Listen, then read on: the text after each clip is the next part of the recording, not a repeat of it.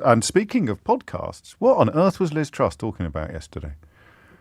You know my theory about Twitter, don't you? The reason why a certain type, and they may well change now that Elon Musk looks poised to go ahead with his purchase, people who I think, if you say sort of, who are constantly whining, but think that they're the fans of freedom, delighted about Elon Musk's plans to buy Twitter.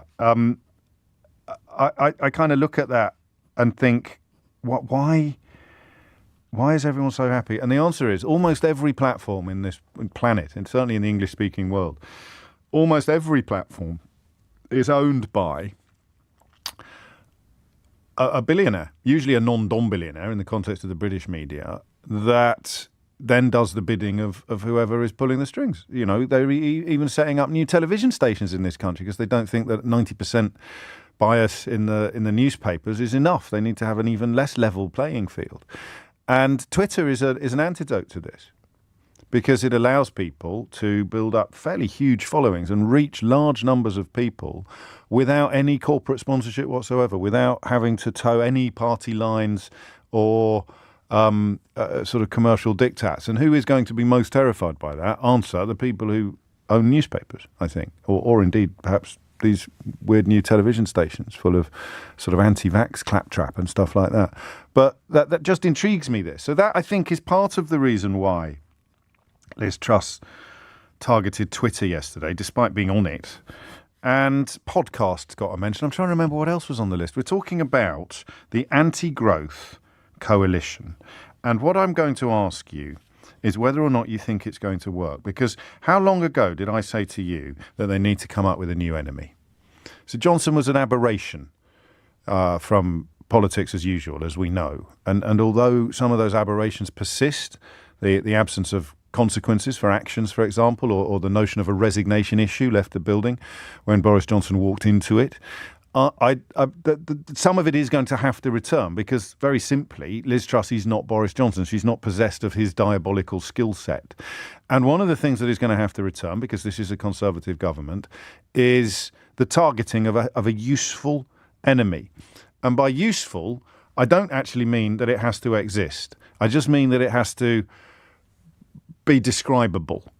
So they can't really do immigration anymore, despite Suella Braverman's attempts to do so. They can't really do refugees, although, you know, you see Farage down in Dover with his Fisher-Price binoculars, rubbing his thighs at the thought of turning up the anger dial and on various people up and down the country. But it's not going to work as an electoral measure. You're not going to be able to campaign on reducing immigration or sinking boats in the Channel if you are even vaguely aware of what our jobs figures look like. It simply, I mean, in Australia now, they're facing a genuine crisis. The shortage of young people across the planet means that soon we're going to be fighting each other, fighting for immigrants. We're going to be fighting for young people in particular to come to various countries and work and make their lives. So I don't think you can have that. You can't have the EU because we've left it, you see, as the Mayor of London reminded us just a few moments ago. You can't point at Brussels as the enemy. They might try and revivify the pig-headed, ignorant dislike of the European Court of Human Rights or even the Human Rights Act, but it's not going to get the same traction as Brussels and bureaucrats and unelected whatever's got. So you can't have immigrants, really, because we need them. You can't have Brussels or the EU, really, because we've left it. The universal credit has filleted essentially our welfare system, so you're going to really struggle to get hatred of the unemployed off the ground because they are now so poorly served. The mythical or the very rare the hen's tooth notion of a single mother of 10 living in a mansion in Maida Vale only ever made the news because it was so rare. If it was happening a lot, it wouldn't be news, would it? It would be dog bites man. But I got tired of explaining that to you 10 years ago. So we're not going to be able to do with the unemployed or the single mothers. But Liz Truss really needs a target. She really needs an enemy. She really needs a constituency of people that her supporters can be comfortably encouraged to hate. And I don't use that word lightly. We have a Home Secretary at the moment who dreams about deporting people to Rwanda, actually dreams about it, squirms with delight at the very thought of it. This is not normal. This is, another carpet-slippered creep towards genuinely fascistic circumstances. But that's not going to work either. There aren't enough refugees or asylum seekers to actually motivate a population. So who are they going to use? We can't do immigrants. We can't do refugees. We can't do Brussels. We can't do the EU. We can't do the unemployed. We can't do the single mothers. Who's left? The footballers aren't kneeling anymore at many games, or certainly it's not a requirement anymore. What? So I put that down. We can't have the footballers. BLM in general seems to be. I guess that would be probably still on the list, but you're not really. I think people have woken up to the fact that even Steve Baker, Brexit hard man Steve Baker, said at party conference this week that the notion that it's some sort of neo-Marxist organisation is absolute bilge. So who's she going to go for?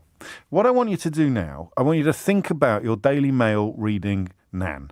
All right, or your Daily Mail reading Dad. It doesn't actually have to be the Daily Mail. They might just get all their news off Uncle Keith's Facebook. But people who are constantly obsessing about dinghies, people whose social media is full of CCTV footage of ancient crimes being committed by people of colour, and there's no crimes or footage on there anywhere of crimes being committed by white people because they're racists.